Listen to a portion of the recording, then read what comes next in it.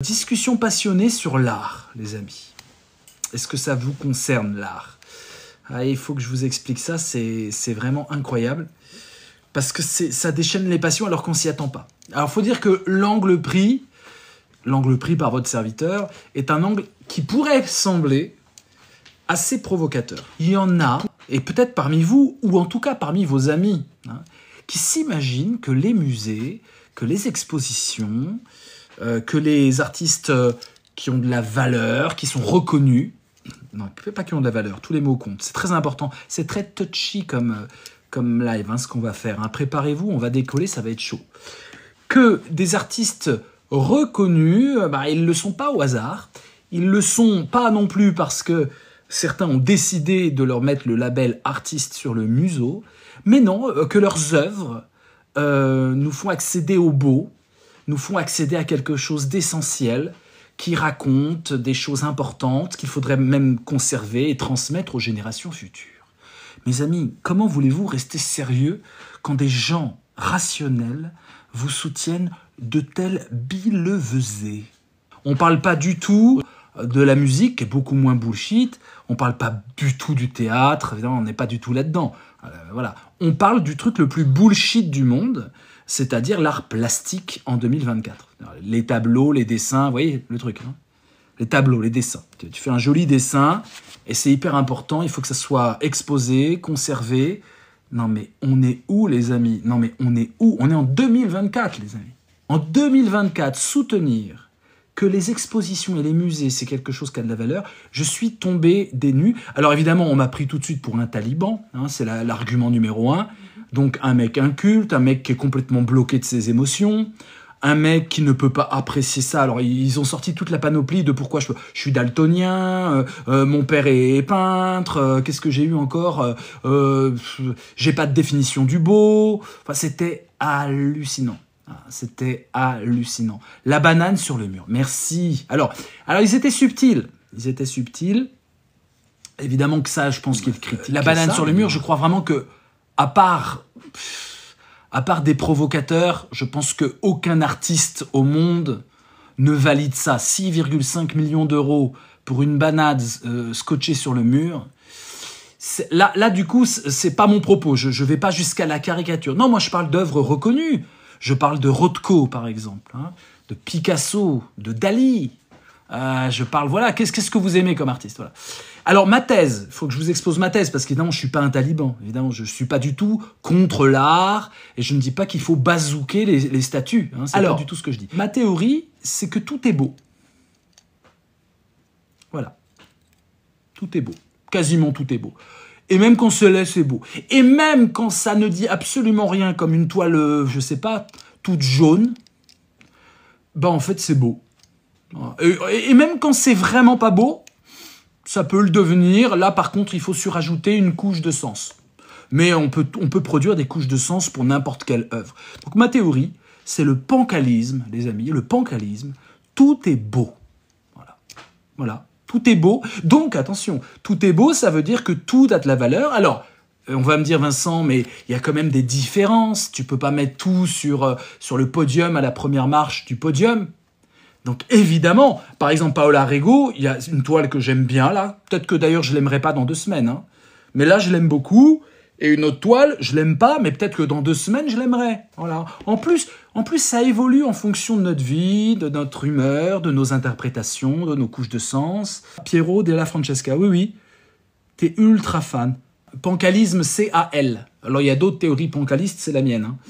Pan, c'est total, tout, l'univers. Et calo, voilà, c'est le beau. Avec cette théorie du tout est beau, il y a un truc important. C'est le critère qui nous permet de classer des œuvres d'art comme étant supérieures à d'autres œuvres d'art. C'est l'opposé de ma théorie, vous avez compris. Ma théorie, c'est que tout est beau. Toute œuvre d'art vaut toute œuvre d'art. C'est choquant. Picasso vaut un dessin de CM2. C'est ça que je suis en train de vous dire, les amis. D'accord? Picasso vaut le dessin de Naomi, qui est en CM2. Si on lui donne du temps, de l'encouragement, de l'amour et des crayons de couleur jolis, Et si on l'incite à s'inspirer, voilà, pour moi, tout est beau. Donc, effectivement, il y a une technicité. Je ne nie pas la technicité. Un antidote au désenchantement. Une invitation à créer. Voilà, t'as tout compris, Eva. Voilà. Chaque individu devient artiste. Voilà. Mais alors ça, il y en a qui hurlent quand on entend ça. Si toutes les œuvres se valent au niveau du beau, pourquoi les juge-t-on différemment? C'est la question de se lève. Pourquoi ce choix? On pourrait dire que tout est laid, non? Oui, c'est vrai, on pourrait dire que tout est laid. Oui, effectivement. D'ailleurs, on pourrait très bien critiquer n'importe quelle œuvre en disant que c'est laid. D'ailleurs, on ne s'en prive pas. Hein. C'est rare d'avoir une unanimité dans les goûts artistiques. Ma théorie, elle se double d'une autre théorie, la dictature du beau. C'est que l'art fait par des artistes, et même la notion même d'artiste, est une entreprise de castration du peuple dans son accès à la création de la beauté. Grosso modo, vous avez eu combien d'heures d'art plastique dans votre vie? Voilà. Comparé aux heures de mathématiques, d'histoire, comparé aux heures même de sport. Hein. On a en général 3 fois plus d'heures de sport ou 5 fois plus d'heures de mathématiques que d'heures d'art plastique, vous êtes d'accord? Enfin, en art plastique, on ne peut pas dire qu'on apprend les arts plastiques. La technique, vous ne l'avez pas. Hein, vous ne l'avez pas. La technique au couteau, de la peinture à l'huile, vous ne la maîtrisez pas. Hein, donc l'école a décidé de ne pas vous l'apprendre vraiment. De vous dire, bah t'as vu, t'es nul. En fait, à part 2-3 qui étaient très doués en dessin, la plupart du temps, l'école, bon, vous vous rendez compte que évidemment vous n'êtes pas Dali et c'est compliqué de faire des trucs à la peinture. Bon. Ma théorie, c'est que c'est pas du tout subjectif, c'est construit. C'est un construit social. Ce qui fait qu'on va aimer une œuvre, ce n'est pas « Oh, cette œuvre me parle ». Ça, c'est ce que les gens disent. Hein. « Oh, ça me parle, Rothko, ça me parle ». Ma théorie, c'est que c'est un construit social.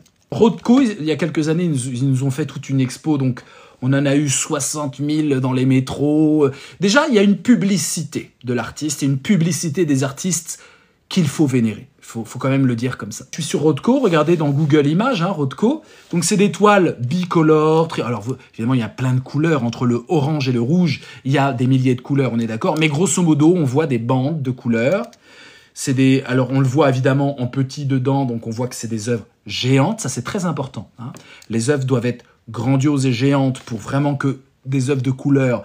Si c'est des petites œuvres, un tableau peint en bleu uniforme, mais que c'est 20 cm sur 20 cm, c'est compliqué. Hein. Par contre, si c'est géant, ma théorie, c'est que tout ce qui est grand est fascinant. Hein. Et très présent à Bâle, Fondation. Alors, les fondations, on va parler des fondations. Rothko est très présent là, je préfère Soulages, voilà.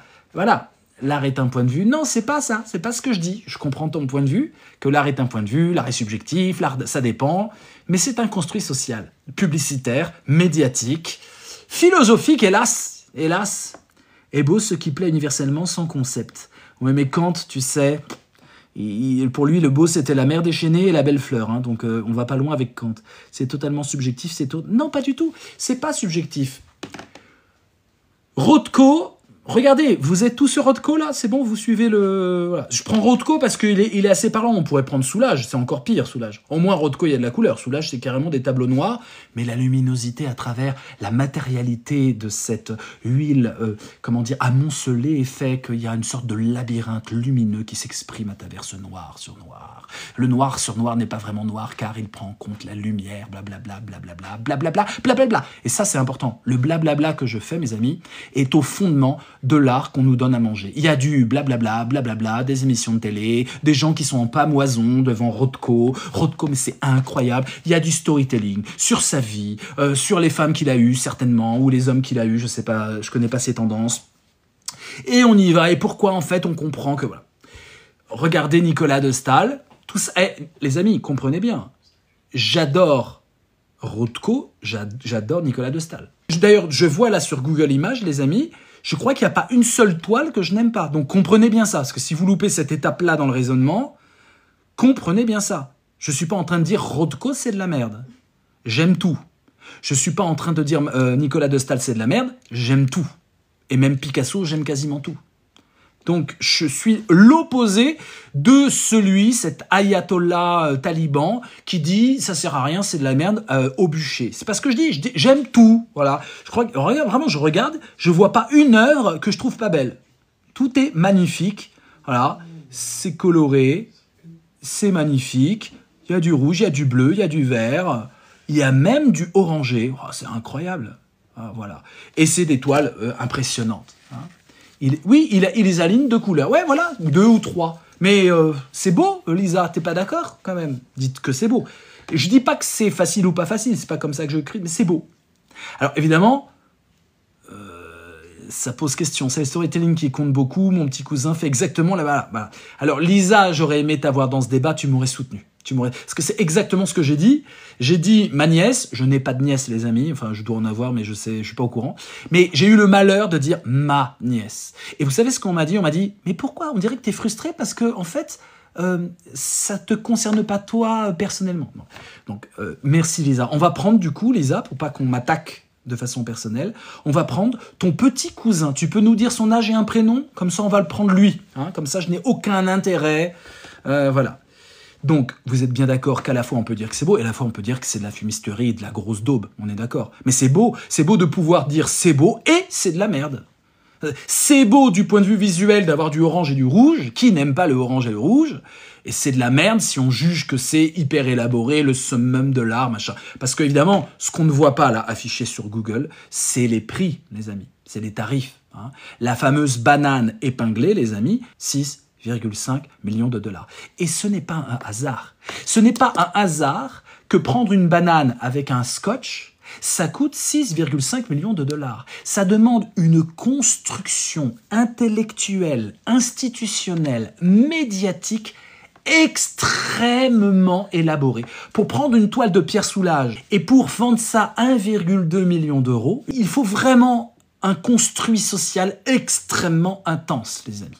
D'abord, il faut des mecs qui se paluchent, des mecs et des nanas, toute une ribambelle d'influenceurs. Alors, c'est pas les influenceurs que vous avez sur Instagram, c'est ceux juste d'avant, hein, ceux juste d'avant d'Instagram. Bientôt, ce sera les Instagrammeurs et les TikTokers qui nous vendront les artistes de 2052. Mais là, avant, on n'avait pas Instagram, on n'avait pas TikTok, donc c'est les palucheurs, hein, notamment en philosophie, hein, les palucheurs conservateurs, les palucheurs de moi, je trouve que le bleu, c'est vachement mieux que le blanc, le machin, des gros palucheurs qu'on croise dans les conférences de paluchage, hein, l'art contemporain, c'est Palucheland, hein, tout le monde va se palucher, oh formidable, héros de co. Moi, je vous fais une conférence. Alors, quand je dis ça, on me dit oui, mais toi, t'es vraiment très fort, bravo. Donc, pas moi, n'importe qui, les amis, qui a fait un tout petit peu de philo, genre bac+2, est capable de se palucher pendant un livre en disant que c'est incroyable Rothko, incroyable Dali, incroyable Picasso, incroyable tout ce que vous voulez. Hein. C'est très facile de se palucher verbalement et ça rapporte gros quand on est un intellectuel. Je vous le dis sincèrement. Hein. Une conférence pour un artiste qui en plus vous donne ses toiles, mes amis. N'oubliez pas, hein, il vous donne une toile, lui ça lui coûte juste le temps de faire une toile, hein, et vous avez intérêt à palucher beaucoup, parce que plus la côte monte, plus la toile qu'il vous a offert vous rapporte de l'argent. Et c'est ça, cette emprise palucha, sans parler après du capitalisme, évidemment, vous comprenez bien que si on parle en millions d'euros, c'est qu'il y a quand même des intérêts que les riches ont évidemment très vite compris. Et c'est pour ça que nombre de fondations ont des noms de marques du CAC 40. Hein, et quand il n'y a pas de fondation à leur nom, ils infiltrent quand même le marché de l'art, et à coût de millions d'euros, évidemment. Hein. Donc c'est un paluchage généralisé qui a pour fondement la castration. Alors trouvez un autre mot. La castration de tout le peuple en tant qu'artiste. Alors évidemment on va dire oui mais il y a des trucs, tu sais, des petits machins à Belleville, les petits amateurs ils ont leurs petites expos, ils ont des barques, voilà, bon, ok d'accord. On parle de quoi? On parle de... Oui, il y a les amateurs, ils s'organisent, ils font des trucs, mais voilà. Moi je parle de la sacralisation organisée et dirigée. C'est pas simplement organisé, c'est que c'est dirigé pour fétichiser et sacraliser des artistes et des œuvres qui, du coup, atteignent des sommets. Et ce truc-là, mes amis, on ne peut pas y échapper. Et c'est pas vrai que vous y échappez. On a toujours l'impression d'y échapper, d'être plus malin que la bande. Ah ouais, moi, c'est vraiment l'œuvre qui me parle à moi-même. J'entends rien, c'est pas Picasso, je m'en fous, c'est cette œuvre. Mais comme par hasard, on tombe souvent sur des accords plus ou moins clairs, sauf si on a vraiment une autonomie, ce que très peu de gens ont, de son jugement artistique. Et l'art éphémère, le land art, le sens... Écoutez, tout ça, ça s'appelle du gros bullshit, passionnant et beau. Voilà. L'art, c'est du bullshit passionnant et beau. Voilà. Je suis pas du tout anti-art, je suis pour démultiplier l'émotion esthétique. C'est du bullshit. Tu reprends le jugement du beau chez Kant, est beau ce qui plaît universellement son concept particulier de beauté, il faut distinguer la capacité à éprouver la beauté et l'objet en soi. On ne peut pas, Elsa. Je suis en train, c'est pour ça que je parle de phénoménologie. C'est-à-dire que notre perception de l'œuvre est encombrée de tout ce que l'on sait logobiotiquement sur l'art, sur l'artiste et sur ce que doit être une œuvre. Et la formation commence dès la maternelle, les amis. Ne serait-ce que les affiches de métro si vous êtes parisien, ne serait-ce que les expos que vous allez voir ou que vous voyez ou que vous savez qu'elles existent. Parce que, attention, quand une expo existe, on est obligé de passer devant ces tableaux. À Beaubourg, quand il y a une expo, vous avez en général les œuvres monumentales de l'artiste. Voilà. Alors, évidemment que ce que je dis est vrai et vous le savez profondément, mais je comprends que quelque chose résiste en vous. D'abord, la première chose qui résiste en vous, c'est que, évidemment, vous vous êtes fait arnaquer. Et ça, c'est une vexation narcissique. Et vous sentez, au fond de vous, que ce que je dis est intolérable, parce qu'en fait, on est tous aliénés à ce système. Et c'est un système d'aliénation. Et c'est pour ça qu'on a envie de tout casser. On a envie de tout casser quand on entend ma thèse, parce que d'abord, évidemment qu'on se fait arnaquer. Évidemment qu'on se fait arnaquer. C'est-à-dire, l'artiste cherche un mécène, puis un public pour vendre des illusions et briller mondainement. Mais j'ai rien contre les artistes. Moi, je suis pour que les artistes continuent de créer.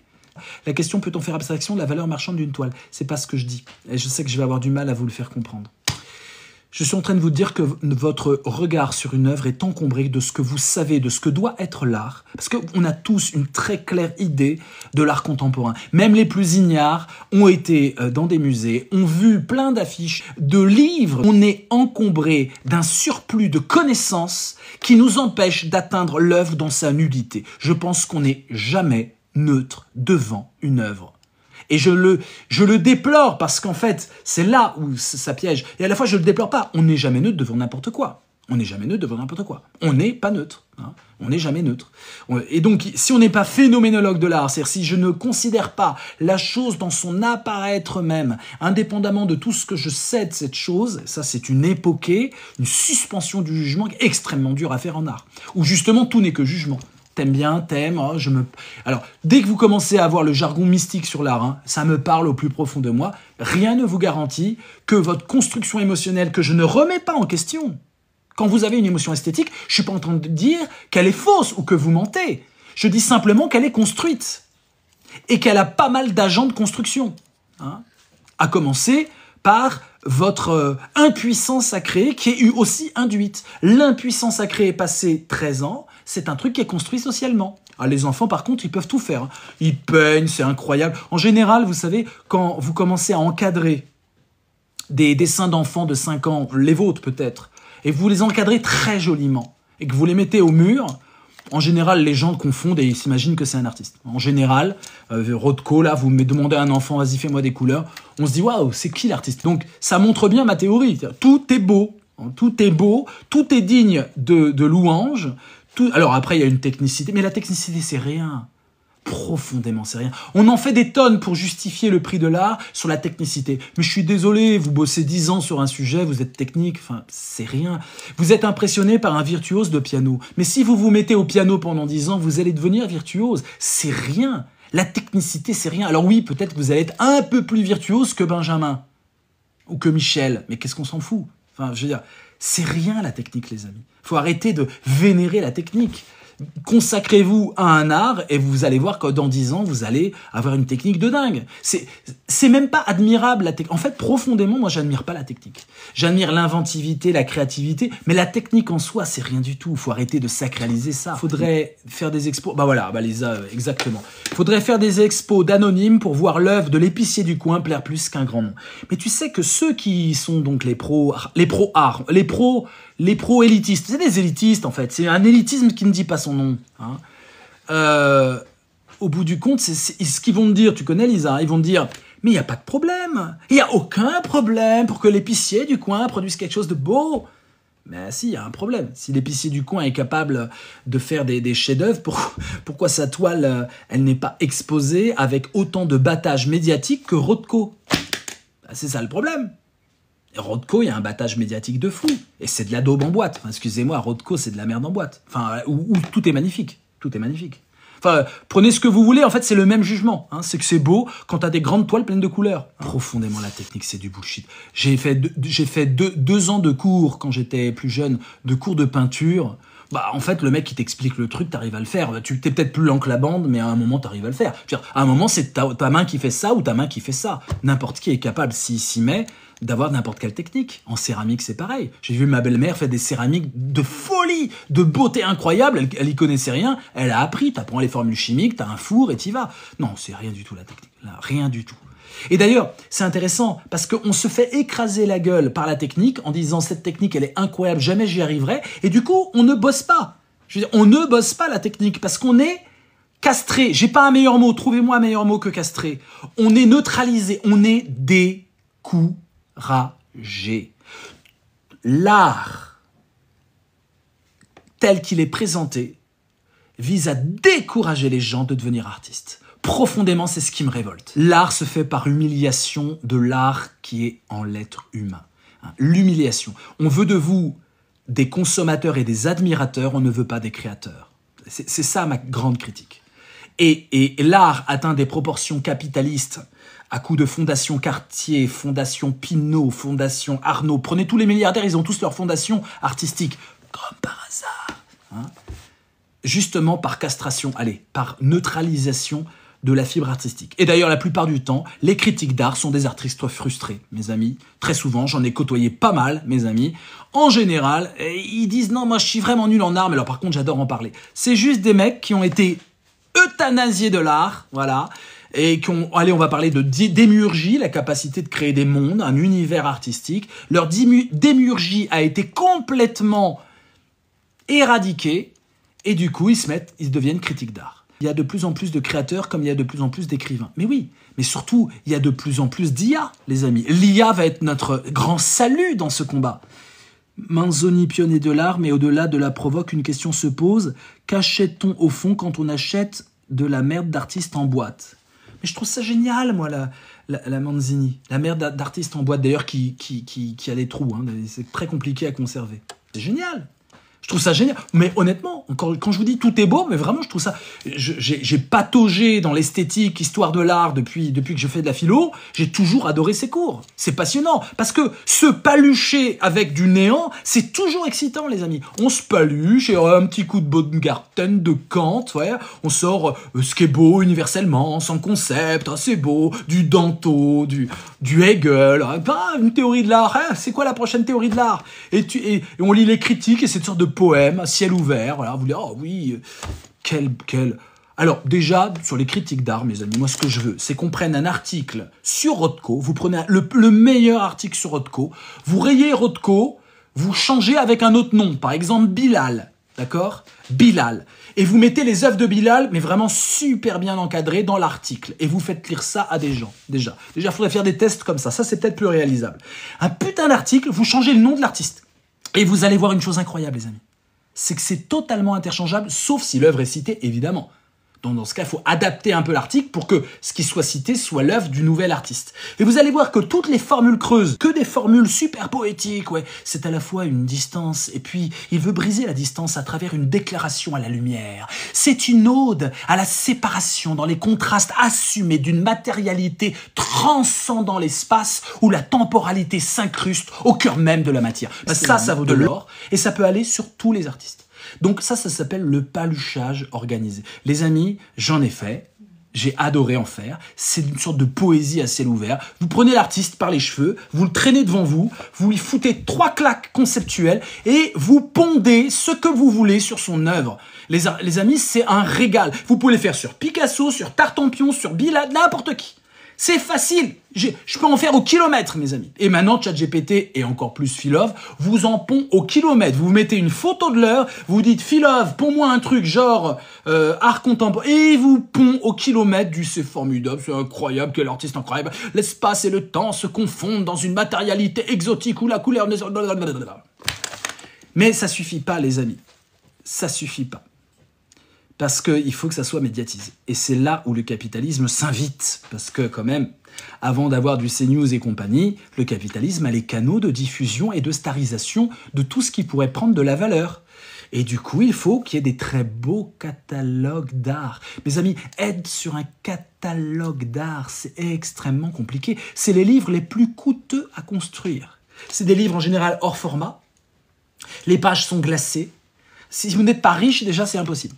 Donc, il faut être reconnu, adoubé, il faut que ça puisse payer, donc il faut que vous soyez bankable. Donc, il n'y a que les artistes bankable qui peuvent prétendre à entrer dans ce genre de catalogue d'art. Et après, il faut prendre les plus grandes stars philosophes qui bullshit sur l'art et qui, évidemment, coûtent cher parce que c'est des stars philosophes. Donc c'est du, 20 000 € l'article, 40 000 € l'article, vous comptez ça, plus le photographe, faut prendre le plus grand photographe de tous les temps qui arrive à prendre le truc sans reflet et qui met aussi son nom dans la truc, plus la maison d'édition doit être la plus bullshiteuse des maisons d'édition, rien que ça c'est inatteignable pour le commun des mortels. Déjà on est dans l'inatteignable. Sans parler après des expositions et des affiches 4x3 partout dans le métro, c'est une fortune les amis. Mais c'est très rentable, hein. C'est un investissement pour les riches, par les riches, voilà. Qu'est-ce que je voulais que je vous dise? Bankable, ou qui va aux soirées mondaines. Non, les soirées mondaines, ça marche pas. Les soirées mondaines, c'est juste pour que l'artiste charme des riches. T'as raison, il faut charmer des riches. Coucher avec, c'est encore mieux. Si vous couchez avec des riches, c'est le... Waouh, c'est le... Donc effectivement, d'où les personnalités excentriques, les artistes qui ont des postures de rebelles.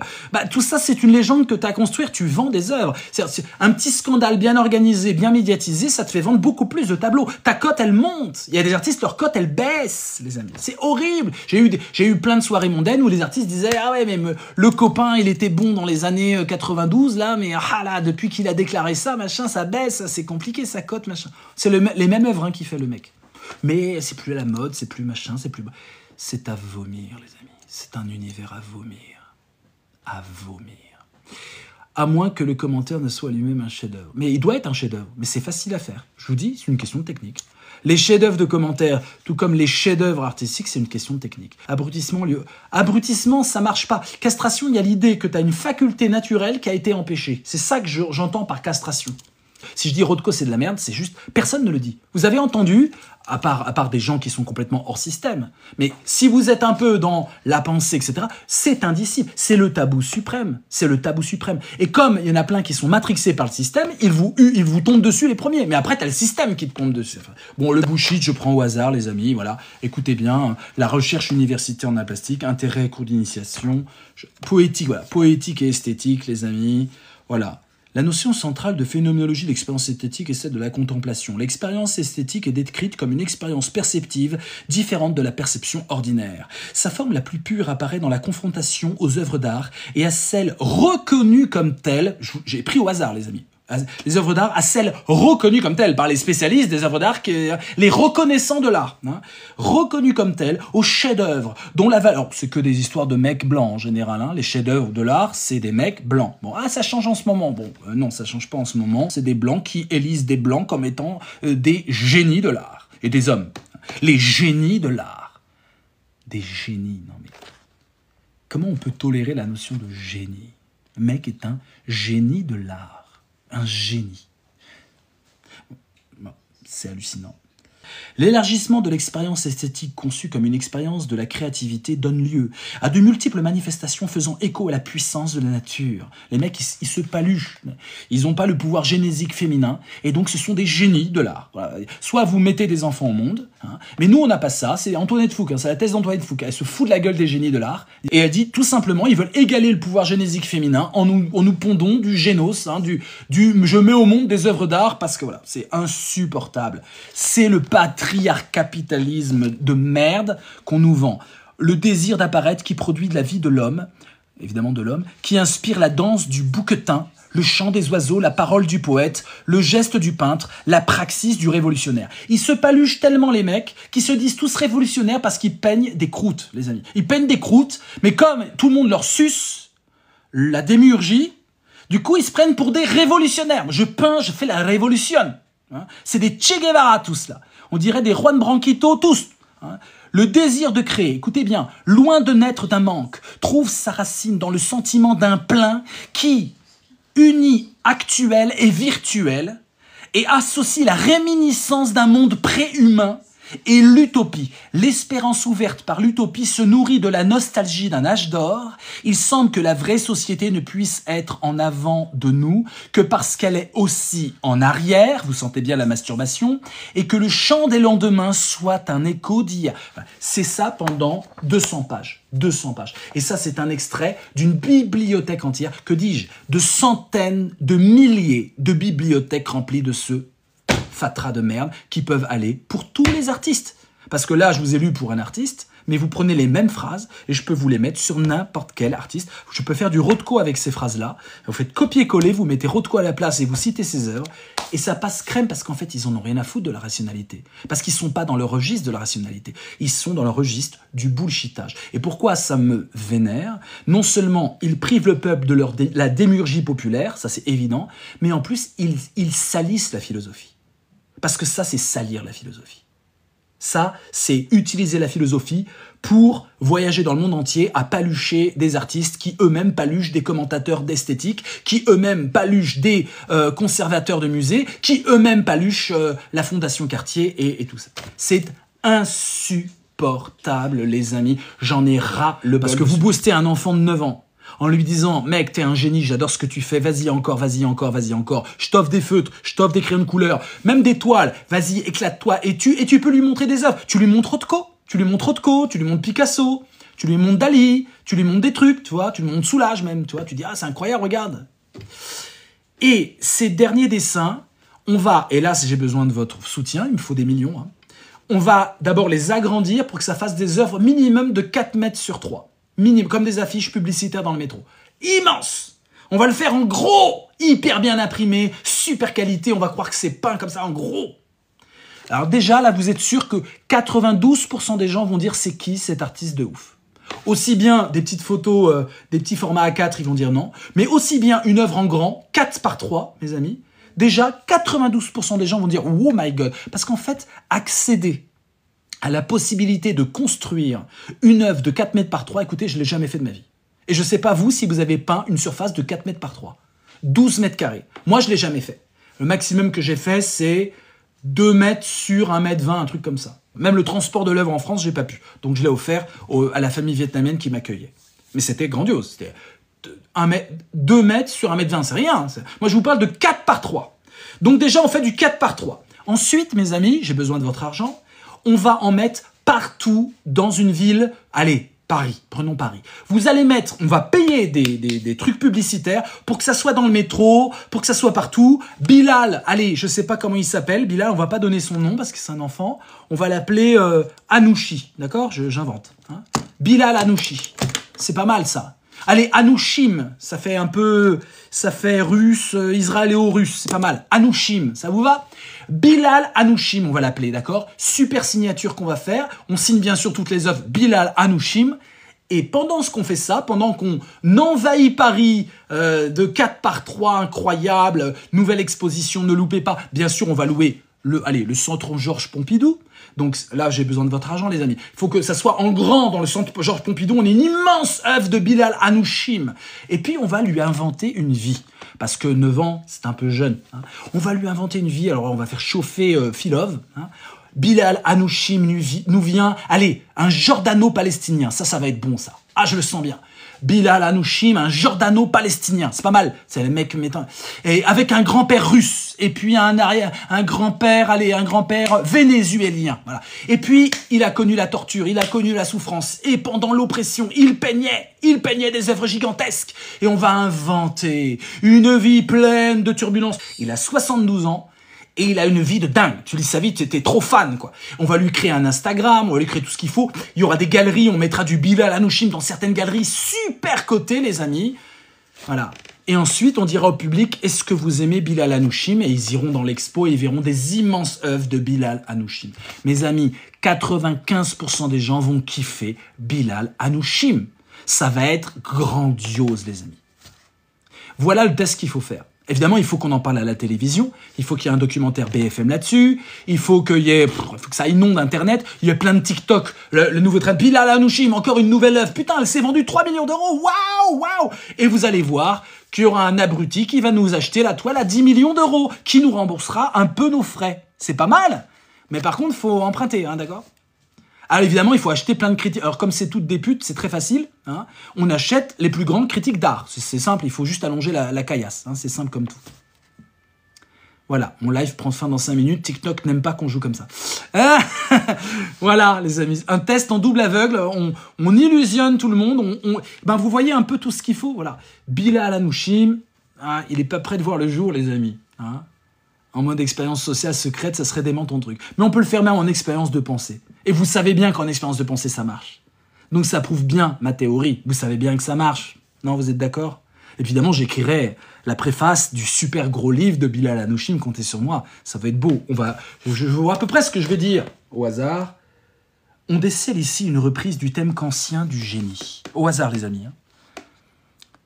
Celui-ci est à la fois doué par nature, la nature donne au génie ses règles, dit Kant au paragraphe 46 de la critique de la faculté de juger, et il est radicalement distinct de la nature, prise comme un ensemble mécanique de lois dans la mesure où le génie, les amis, le génie, Bilal Hanoutchim, est une activité volontaire et rationnelle, c'est-à-dire libre.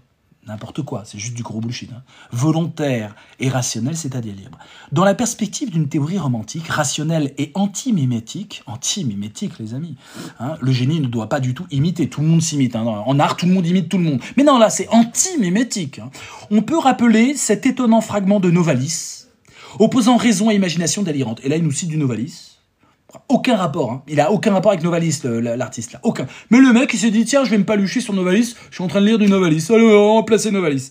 Je suis convaincu que l'on peut parvenir à de véritables révélations par un entendement technique et froid, un sens moral paisible, plutôt que par l'imagination fantaisiée, qui semble nous mener au royaume des spectres, cet antipode du ciel véritable.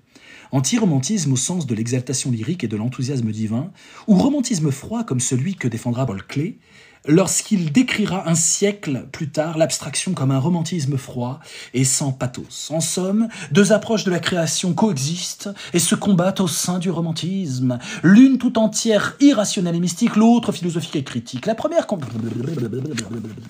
Tout ça pour nous vendre des daubes, qui sont toutes magnifiques. Des daubes magnifiques. C'est la théorie de la daube magnifique. Toutes les daubes sont des daubes, mais toutes sont magnifiques. Alors Guernica, je veux dire, quand t'es Picasso et que tu peins je sais pas combien de tableaux par jour, et que tu pompes tous tes copains, parce que vraiment Picasso, un ami peintre, il se faisait pomper direct par Picasso. Et il cachait ses œuvres quand Picasso visitait leur atelier, ils avaient peur de se faire voler. Mais en fait, Guernica, il regarde le journal. Enfin, les mecs, c'est des créateurs. Le mec, il nous chie des tableaux au kilomètre. Donc le mec, il est là, il dit, qu'est-ce que je pourrais peindre? J'ai peint des femmes qui chialent, j'ai peint des chiens, j'ai peint des taureaux. Imaginez le mec, parce que pour lui, peindre, c'est évident. Vous dites, toi, c'est formidable, incroyable, la démiurgine. En fait, le mec, c'est comme se gratter les couilles, excusez-moi de dire. C'est complètement bidon pour Picasso de peindre.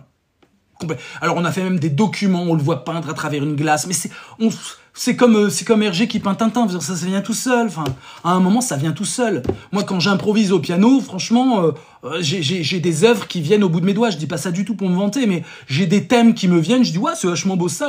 Ça coule de source. Quand vous maîtrisez le matériau et que vous avez un peu de créativité, mais vous chier des œuvres au kilomètre, faut comprendre ça. Rothko, c'est au kilomètre. On sait plus quoi en faire. Basquiat, c'était carrément l'esclave d'Andy Warhol. Il en pouvait plus. C'est trop facile, les amis. Donc Picasso, il est là. Qu'est-ce que je peux faire? Bon, les femmes qui chialent, j'en ai fait. Des géantes, des grosses, des petites, des machins, des loups. Et puis il ouvre le journal et il voit que le village de Guernica s'est fait bombarder. Et il s'est dit, allez, c'est parti. Ah, ils vont adorer ça. Et donc, il nous peint Guernica. Mais en fait, ok, ça dénonce les bombardements, l'humain qui est déchiré. Mais c'est le kiff pour un artiste.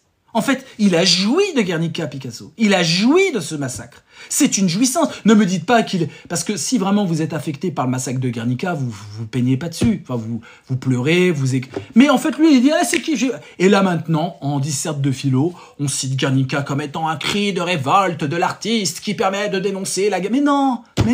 Il a juste regardé dans le journal un truc, il a déliré, il a fait son petit délire, il a même pas fait une vraie recherche internet. C'est-à-dire qu'il a fait tout ce qui lui sortait. Allez, un taureau, je te fous un taureau, je te fous 3 soldats.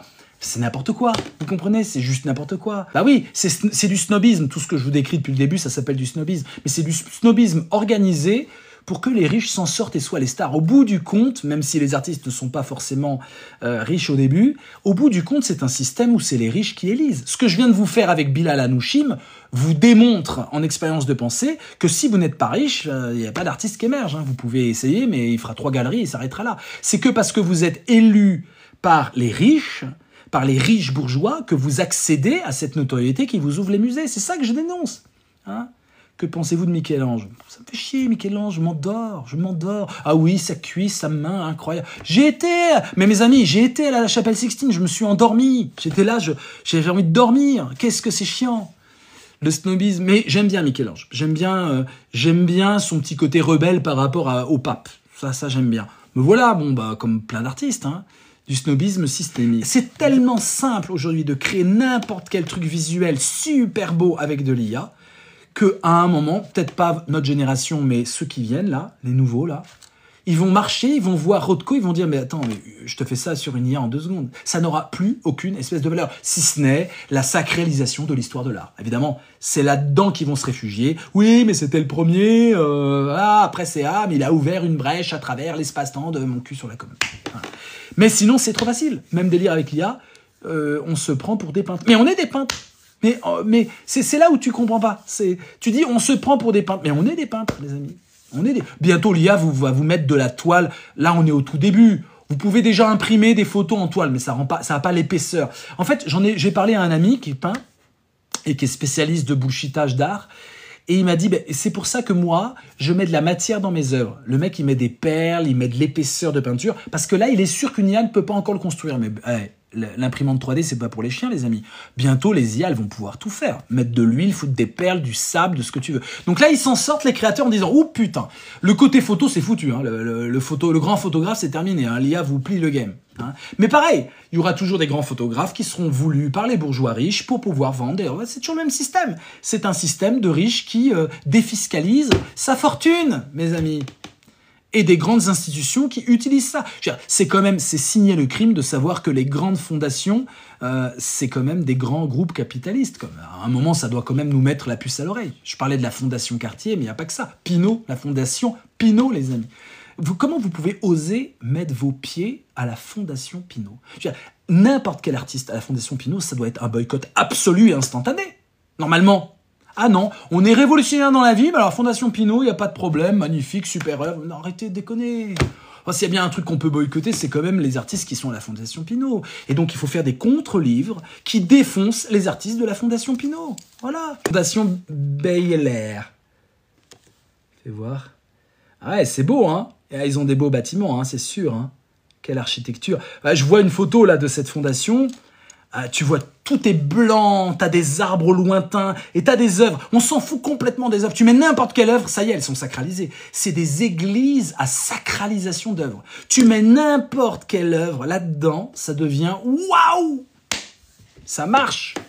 Ils sont pas bêtes, hein. Ils sont malins. Sans parler des résidences, des machins. C'est du bullshitage. Et je regarde les œuvres là, exposition au-delà du mythe. Il y a toujours des trucs comme ça, bullshit. Je vois les œuvres, la fondation, le passe musée, la fondation machin.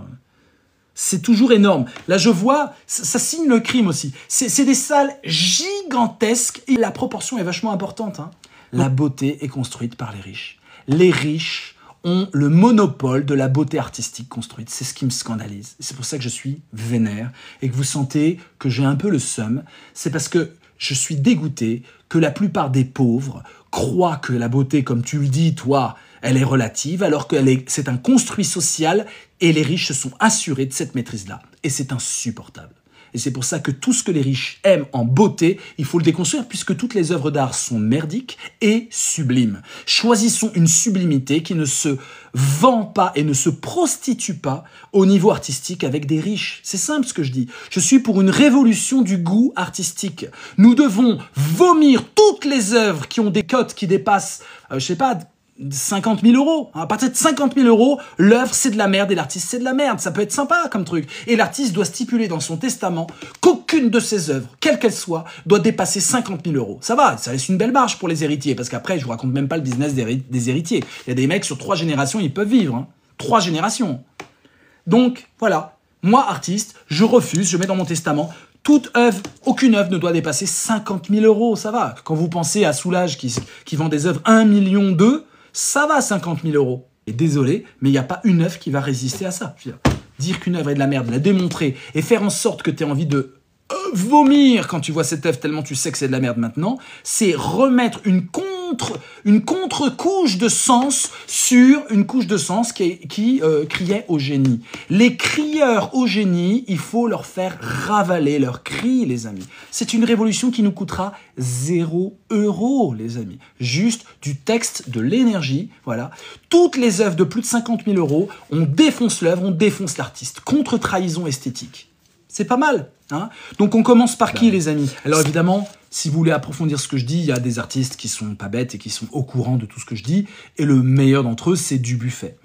Dubuffet est celui qui a défoncé la culture bourgeoise, qui a dit que mai 68 avait tout compris à l'art, mais ça a duré 2-3 mois, et qu'après tout ça, ça a été récupéré, et c'était vraiment son pamphlet, trouvez-le sur Internet, hein, le pamphlet de Dubuffet sur la culture bourgeoise et l'art, il est redoutable. Et lui, il était pour que tout le monde devienne artiste, il n'y a pas à discuter. Si tu es un vrai artiste, tu veux que tout le monde devienne artiste, tu veux pas de consommateur. C'est que les faux artistes qui disent « Moi, oui, je suis un génie, toi, tu es là pour consommer mon œuvre ». C'est de l'imposture. Tous les artistes veulent rendre artistes les autres. Pour moi, je définirais l'acte artistique comme la volonté de rendre le spectateur artiste. Sinon, c'est pas un artiste, c'est un imposteur. Voilà ma définition. Vous voulez ma définition de l'art? L'art, c'est ce qui rend artiste. Point final. Si l'art te met à genoux, la bouche ouverte, prêt à gober, c'est pas de l'art. Est artistique ce qui rend artiste. Pas mal comme définition. L'art devrait être gratuit, exactement. Exactement. Et c'est ce qu'ils faisaient en 68. Hein. C'était gratuit, c'était pour le peuple. Et il y a des très belles citations d'artistes de l'époque qui disent « Enfin, on s'est senti utile parce qu'on était du côté de la révolution et du peuple. » Bah voilà, ils ont tout compris. Bilal Hanochim, donc hashtag les amis, Bilal Hanochim. Hein. J'attends vos hashtags et vos créations. Moi, je vais tous les jours maintenant regarder le hashtag Bilal Hanochim, le plus grand peintre jordano-palestinien du monde, les amis. Il fait de tout, c'est un génie de l'art. Exactement, Lisa. C'était un grand plaisir, les amis. Allez, ciao. Bisous, bisous à tous. À bientôt. Bilal Hanochim vaincra. Bisous, bisous.